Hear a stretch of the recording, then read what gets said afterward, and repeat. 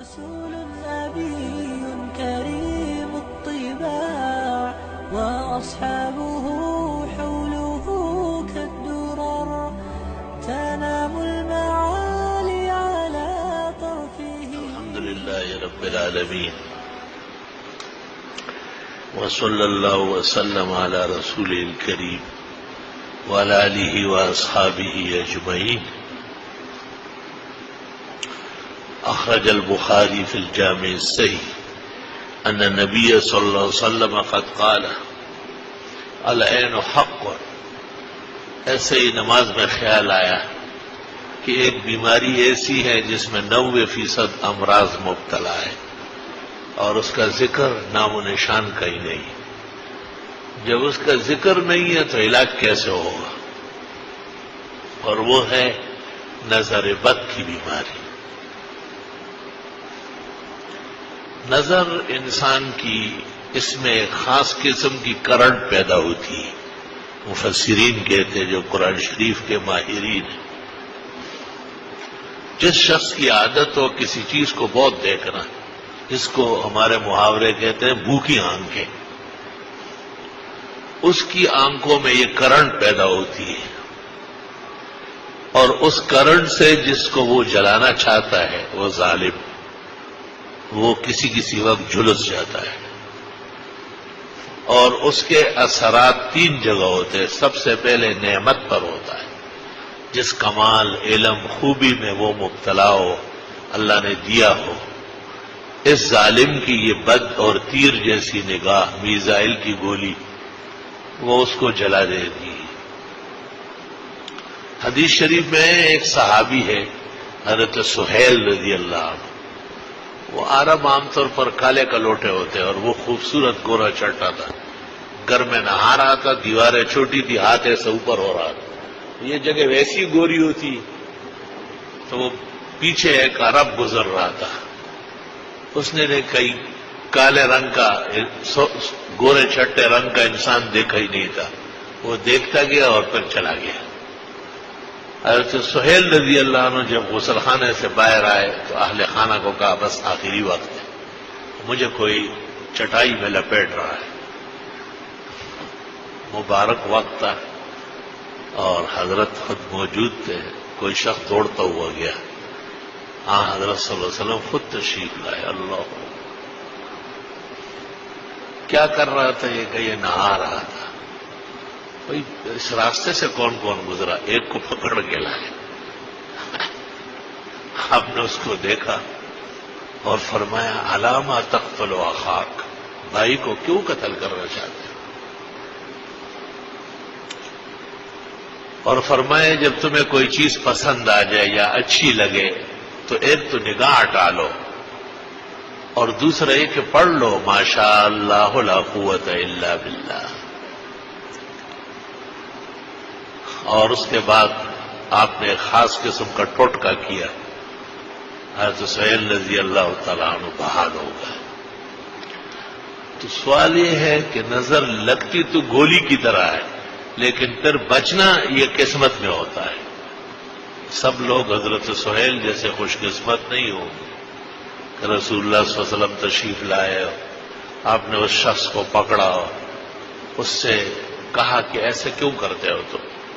جب تمہیں اس کے گورے گورے ہاتھ پسند آئے تو آپ کہہ دیتے ہیں ماشاء اللہ لا قوت الا باللہ، کہ سب کچھ اللہ کے قدرت کا کرشمہ ہے.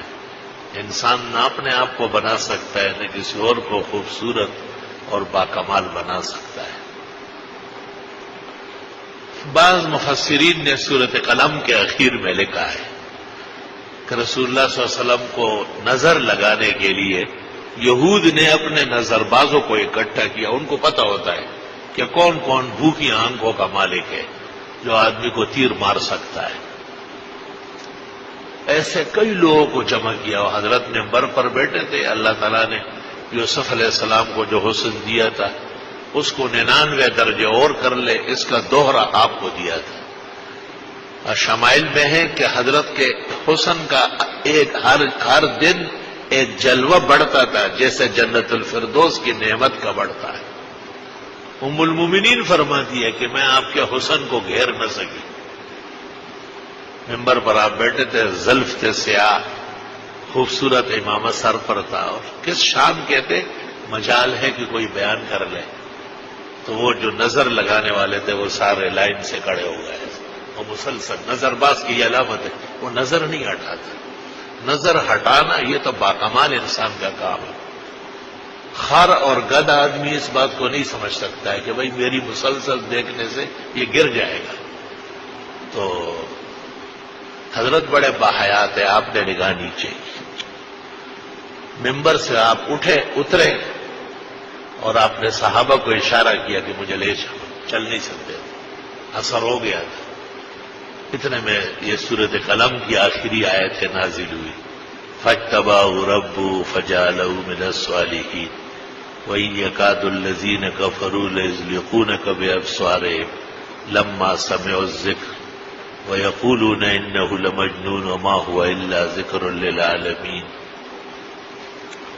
ان آیتوں کو صبح و شام پڑھا جاتا ہے احتیاطاً. پہلے 3 دفعہ فاتحہ، 3 دفعہ آیت الکرسی، پھر یہ آیت 3 دفعہ، اور آخر میں 3 دفعہ درود ابراہیمی. اور پھر جس کو دم کرنا ہوتا ہے اس کو تصور کرتے ہیں کہ اللہ تیرے کسی بھی بندے کی نظر ہو، وہ مومن ہو یا کافر، عورت ہو یا مرد، ہری آنکھوں والا ہو یا کالی آنکھوں والا، اپنا ہو یا پرایا، محبت والا ہو یا بغض والا، خیر خواہ ہو یا بدخواہ، ارادتاً کیا ہو یا بغیر ارادے کے، اللہ آپ ان آیات کی برکت سے ہمارے اس مریض کو صحت عطا فرما لیں. میں گارو ریسٹ ہاؤس میں تھا 1984 میں. وہ جو ہم کچھ لوگ ذلہ بدر کیے گئے تھے اور ہمارے ساتھ شیعہ لوگ بھی تھے، تو انہوں نے وہاں جیلر سے درخواست کی تھی کہ ہم مباحثہ چاہتے ہیں. تو ہمارے علماء تو گزر گئے. تو نا میں نے کہا نا نہیں، مناظرے کی چیلنج ہے، کپڑے اتر جائیں گے، بیٹھنا ہے. فیصلہ طے ہو گیا کہ بیٹھنا ہے، بیٹھ گئے. جب بات چیت شروع ہوئی اور ختم ہوئی تو وہ جو شیعہ جیلر تھا انہوں نے کہا ان کو تو گولی مارنا چاہیے، انہوں نے ہمارے پیسے ویسے ضائع کیے. یہ تو ایک مجلس کے 4-4 لاکھ لیتے ہیں اور ان کو آپ سے بولنا نہیں آتا. میں نے کہا یہ تو ٹی وی کے ڈانسر ہے، یہ محقق علماء تھوڑا ہی ہے، ان کو کتابوں کا کیا پتا ہے. تو اب انہوں نے ایک عجیب کام کیا. میں جب کمرے میں پہنچ گیا تو اسی طرح حالت تھی کہ لیٹ نہیں سکتا تھا اور بیٹھ بھی نہیں سکتا تھا. تو ہمارے ساتھ ہمارے استاذ تھے جامعہ اسلامیہ بنوری ٹاؤن کے محتمم فقی النفس، ان کے نام کا سامنے بینر لگا ہے. حضرت مولانا مفتی احمد الرحمان سے بڑے کامل ولی تھے. انہوں نے بڑے خاص طریقے سے دم کیا. الحمدللہ تو صحت بحال ہو گئی. تو ان کے ہاں ایک روافظ کے ہاں ایک چیز ہے، اس کو یہ لوگ مسمریزم کہتے ہیں. وہ بہت ساری بدنگاہیں جمع کر کے ایک پہ چھوڑ دیتے ہیں. پتہ نہیں کس طرح ان کے اختیار میں ہے. کوئی فن ہے، کوئی کرتب ہے، شعبہ بازی ہے. تو ویسے 2-3 درخواستیں. ایک تو یہ کہ جو چیز پسند آئے مسلسل نہ دیکھے، نگاہ ہٹایا کریں. اور دوسرا یہ کہ خاص کر چھوٹے چھوٹے بچے جو ہوتے ہیں ان کو اکثر ماں باپ کی نظریں لگتی ہیں. اور کون کہاں جاپان سے آئے پرائے بچے کو پسند کرے. تو حسن و حسین کو فاطمہ کی نظر لگی، حضرت علی کی لگی، اور آپ دم کرتے ہوئے فرمایا کہ اے علی و فاطمہ یہ کلمات پڑھا کرو. جب اسماعیل اور اسحاق بیمار ہو جاتے تو حضرت ابراہیم یہ کلمات پڑھتے، اور ابھی جبریل لے کے آیا ہے، اعوذ بکلمات اللہ التامات من شر ما خلق ومن شر کل حام ومن شر عین اللامہ. اور ایک دن آپ اچانک حضرت فاطمہ کے گھر آئے تو دیکھا کہ حسن بھی پلنگ پہ پڑا ہے اور حسین بھی، اور ایسے پڑے ہوئے جیسے بس مر چکے ہیں، چمڑے. آپ یکدم گھبرا گئے. آپ نے فاطمہ کو کہا بتایا نہیں کب بیمار ہوئے؟ کہیں کھیلتے کھیلتے آ کے لیٹ گئے اور بے دم ہو گئے. آپ نے ان کو جگانا چاہا، باتیں کرنا چاہا، لیکن وہ ہوش میں نہیں تھے، بالکل جیسے آخری لمحہ. حدیث شریف میں ہے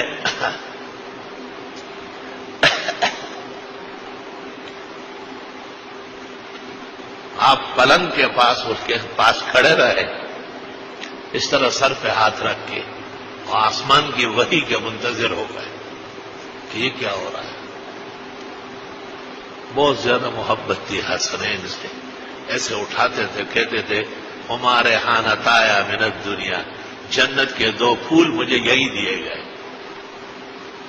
جبریل آئے اور اللہم ذا السلطان العظیم والمن القدیم وذا الوجہ الکریم ولی الکلمات التامات والدعوات المستجابات آف الحسن والحسین من انفس الجن، دیکھو جنات کی نظر سے، ومن اعین الانس، اور انسانوں کی نظر سے. جبریل لائے کہ اللہ تعالیٰ کہہ رہے کہ یہ پڑھو. آپ نے وہ پڑھے، وہ دونوں اٹھے اور آپ کے سامنے کھیل کود میں لگ گئے. کأنہما لم یمرضا، جیسے بیمار ہوئے ہی نہیں تھے.